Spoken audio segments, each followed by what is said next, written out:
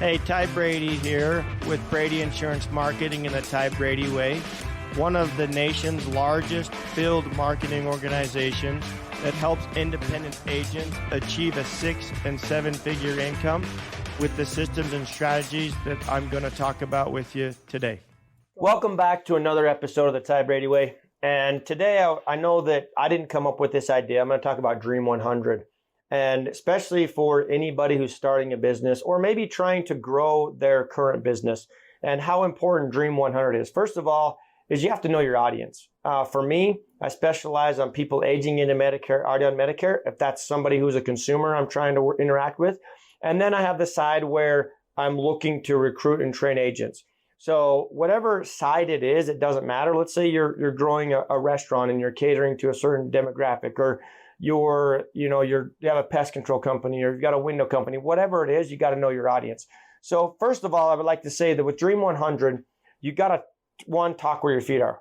Talk where your feet are, tell people who you are, what you do. And I believe that they forget, over time who you are and what you do. We're so inundated with so much information. It's at our fingertips. We can look. I think just people honestly forget what you do. And I don't think you can tell them enough. I don't think you can bug them enough, because if I'm sitting down with, having a drink, sitting down and having lunch, or sitting down and having a coffee and chat or something like that, and somebody says, "Hey, I'm looking for an attorney. Who do I think of?" Right? That's what you want to be on people's top of mind, and you want to Dream 100. So first of all, you need to have a proven system. You need to talk to people who have done it, people that have basically started a business. So if you're going to start a business, or you're going to get in the insurance world, but talk to people about that proven system. And then what I would tell you is be willing to listen to them, and don't try and reinvent the wheel. Most of the time for me, I say, I want to take you from A to B a lot quicker than I did, and not make all the mistakes I made in the meantime. And I'm not saying that there's not a new innovative way out there. There's a lot of innovative things you can do, but at least get the fundamental and basics down before you start changing. If you're building a house, get the foundation and get the foundation walls up before you start changing the structure above. Once you've got the foundation, then you can start making changes, right? And then Dream 100 would be, you got to be value driven. What are your values? I talk about values. It's faith, it's family, faith, financial freedom, and free time. Those are my values, and those values drive me. I was with my wife over the weekend, and I was talking to a dress designer, and he says, "Ty, at my age, 58 years old, he's like, I'm thinking I may not got a lot of years left." And he's like, I do everything for my family. He's like, I want to take my kid to basketball camp. I take my daughter that's in New York. I make sure we get together and meet in North Carolina or whatever. He says, but at this point, he's like, I've been there, done that. He's like, I don't need all the fame and glamour. He's like, I've won all kinds of awards, but his fundamental belief is, family. That's a value. Persistence. You've got to be persistent in whatever you do. You look at baseball players. They say if they hit 30% overall, they'll be in the Hall of Fame. As a baseball player, you think about 30% hits, they'll be in the Hall of Fame. But how many balls did they miss, or how many strikeouts did they have? You've got to be persistent in learning and adapting and overcoming and doing those things. If you're not persistent, you're going to be dead in the water, because persistence is the key to all these things we're going to go over. You have to be focused, continuing to be focused. You've got to have a laser focus. You've got to breathe it, sleep it. I've talked to people where they're like, I'm not willing to sacrifice, the weekends. Well, okay. Well, do you really want to change your environment and do better for your family? The sacrifice has to happen somewhere. Well, I don't want to answer my phone past 5 o'clock. These are all things. Are you willing to sacrifice and make that phone call? Are you willing to work from 5 to 9 o'clock at night to change your environment, to be better? That's something that you have to be focused enough that when things get tough or other distractions get in your way, that you're willing to move forward and say, I'm going to do it anyway. Motivated. There will be times when you get down, when you're discouraged, you get beat up. There was times when I'd be on the road late at night, and I'd had it Monday through Thursday. I was getting my trash kicked in. I wasn't closing any deals. The stars weren't aligning. And then all of a sudden, wham, Friday, I closed 14 deals because all of the stars aligned. And I'm like, I'm so glad that I stayed, persistent, that I stayed focused, that I continued to do the work that I knew was that I needed to to make things happen.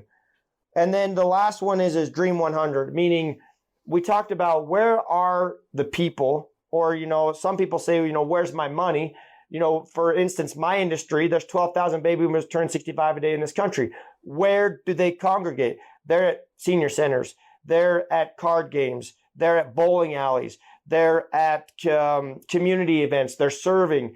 They circle, and they're at alumni associations. A lot of them may be retired. They're in politics. Where are they? Where are those people that I can talk to tell them who I am and what I do? The other one is making relationships or helping with relationships with people. So oftentimes as a salesperson, that they go in and they're talking to somebody, trying to build a partnership, and it's all about what's in it for me, meaning what can I get out of this, right? I want people to think about this for a minute. Take the approach as what's in it for the person you're talking to. How can you help them grow their business? So let me give you an example. If I'm talking to a dental office, and my approach is this: I help dental offices increase their revenue by $300,000 to $400,000 a year. You know what? They're going to perk up. And here's why: because those office managers and those people that work at the dental office, they're usually incentivized to grow that dentist business. It's not the dentist. The dentist is the one physically doing the work, but they're the ones that are incentivized to bring more clients through that door. So how can I help them? I can refer more patients that have a dental benefit of $3,000 or $4,000, a bucket of money in their back pocket, to them. How does it benefit the consumer? It benefits the consumer because they get the teeth work they need done, and they're living a happier, healthier life. Now, for me, how do I win? When the policy is written, the insurance carrier compensates me. There's no harm in telling them that. But don't go in there and say, hey, I got this great benefit of $3,000. It's with XYZ carrier, and how can I get people on it? That doesn't work. Take the time to get to know them and what's in it for them. You're going to help them increase their revenue. How? By giving them referrals, by your existing clients referring them to them, by getting people on the right program that they can bill. Again, that's what's in it for them. So don't go in there thinking, okay, what's in it for me? Think about it, what's in it for them. In any sales opportunity, if you always look at it, what's in it for the consumer? If you're selling houses, what's in it for them? Their dream home. Everybody wants a dream home, right? It's seeing the family in the backyard. It's seeing the dog run in the yard. Building that dream for them. What's in it for you? Yeah, there's a commission to be paid. But again, you have to look at it, what's in it for them, sell them that opportunity and what it's in it for them. If you start changing your perspective on what's in it for other people, the money will be there. And, the money, and if you serve them, the money's a byproduct. And you know what? Yes, money makes the world go round, and we have to have money, and we have to use that to pay our bills and all those things. But if you're a service-minded individual and do those things first, the money will come.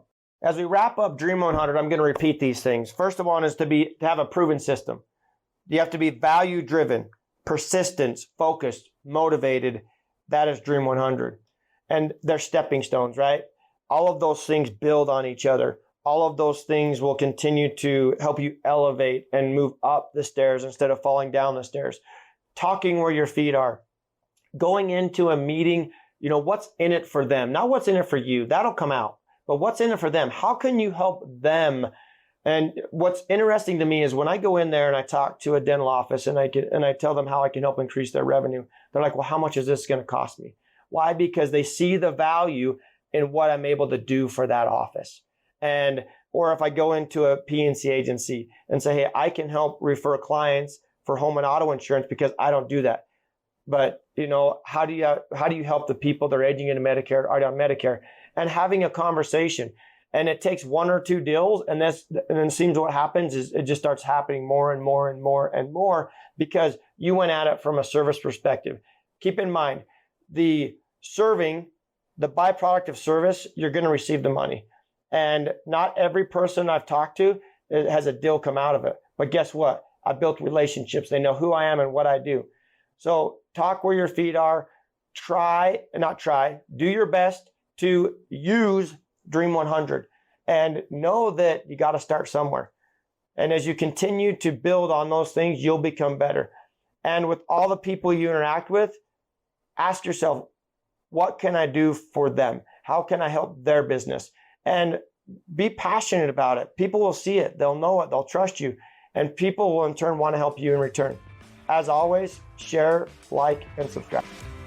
Thank you for listening to another episode of the Ty Brady Way. As always, share, like, and subscribe. Go to Instagram at ty.r.brady. And as always, love hearing from you. And let me know what you want to learn on the show or what you'd like me to bring up on the show. Thanks. You can find the Ty Brady Way on Instagram as well as Facebook. To stay connected with giveaways and Ty himself, go ahead and follow at ty.r.brady on Instagram as well as Facebook.